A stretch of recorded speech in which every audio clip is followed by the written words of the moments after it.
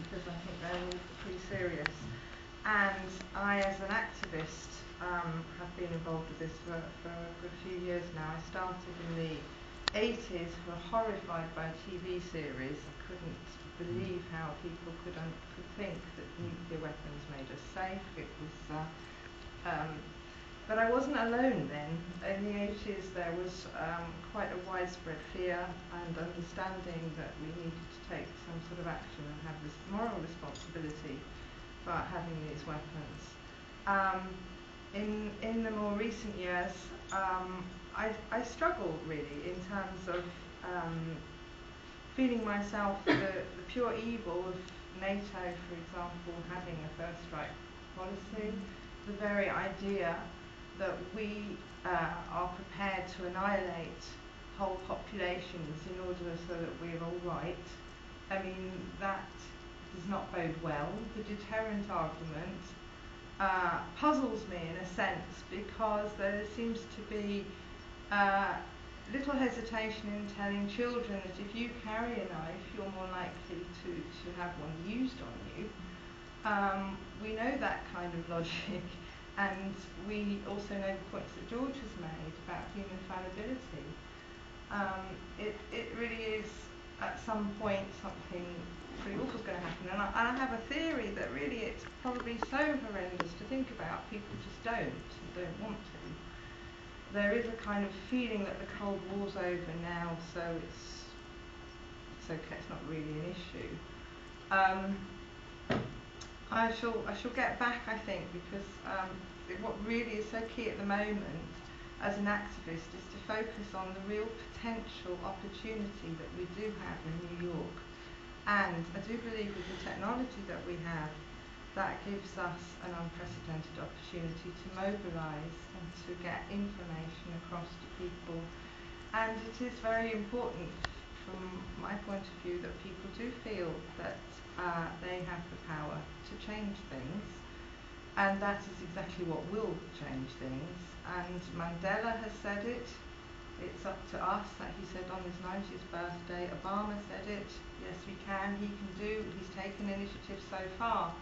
But I feel that this is a moment, a very important moment, for people to stand up and start sort of realising and talking to their friends and neighbours about this situation in depth. I'll say something here from an organisation George is involved with as well, mobilising call for the NPT Review 2010. The NPT continues to provide the framework for advancing towards an essential new initiative and its timetable for the elimination of nuclear weapons, so urgently sought by the global majority. And it is a majority of the world. It's really our own country and the main five that pose such a threat. And there's an interesting parallel, I feel, with the whole threat to the environment from climate change. I mean, who's contributed to that most of all? You know, we really do have to deal with all of these threats at this time. And the NPT Review Conference in May 2010 presents a precious opportunity to take this initiative. It's an opportunity that must on no account be missed. After the spiralling aggression of the Bush era, the Obama presidency provides a new context for our campaigning. President Obama's commitment, alongside that of President Medvedev of Russia, to global abolition of nuclear weapons is greatly welcomed, and their first steps towards bilateral reductions in support for treaties restricting nuclear developments are positive. It cannot be postponed into the indefinite future, the global abolition. For only a defined, achievable and timetable process can halt the proliferation that threatens us all. And to this end, to secure a future for humanity and our planet, to help create the conditions for a world of peace, justice and genuine human security, we urge the 2010 NPT Review Conference to make an unambiguous commitment to begin negotiations on the convention that George mentioned for the time-bound elimination of all nuclear weapons.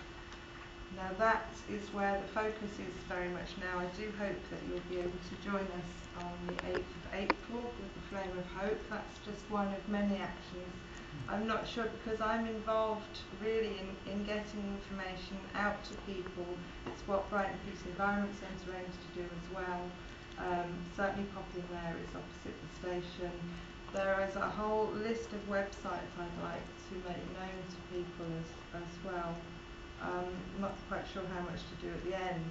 I have myself also I was in Copenhagen, and I'm very concerned that the issue about uranium weapons and uranium mining is also comes to public attention. I'm glad it finally made it on the news, because there was a film called Deadly Dust where 5 German scientists went out there several years ago.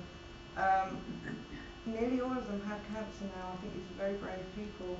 They had a Geiger counter with them. You could see the evidence, and appalling really, in a country which hardly has any medical supplies anyway, where the doctors have all been killed or left. And you've got this legacy of uranium weapons, which, again, it's a bit beyond our imaginations really, that how long that situation is actually going to exist for. And when are we going to wake up to this fact that to keep on producing more and more of this radioactive material and uranium is not going to be a sustainable future for humanity at all. Not sure where to go from there, there's so many places to go. There is an idea that nuclear power is an answer to climate change, which I was glad to link up with a campaign in Copenhagen called Don't Nuke the Climate, which is doing a brilliant job in getting the information together about the whole nuclear chain. I mean, there is something deeply suspect to me about this wish to keep hold of nuclear weapons and to be using uranium weapons and DU, Gulf War syndrome. Does anybody remember that? There seems to me overwhelming evidence on the ground of the effect of these weapons, and our army's still using them. It's a very lucrative business, and nuclear power is very handy for producing the enriched uranium, as of course they will tell you with Iran, and yet that's what we're doing.